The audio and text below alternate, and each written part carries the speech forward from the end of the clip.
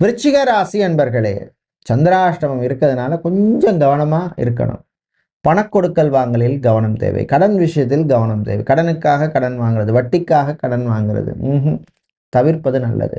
செலவுகளை குறைச்சிக்குங்க. தேவையில்லாத செலவுகளை கண்ட்ரோல் பண்ணுங்க. அத்தியாவசிய செலவுகளை மட்டும் பண்ணுங்க.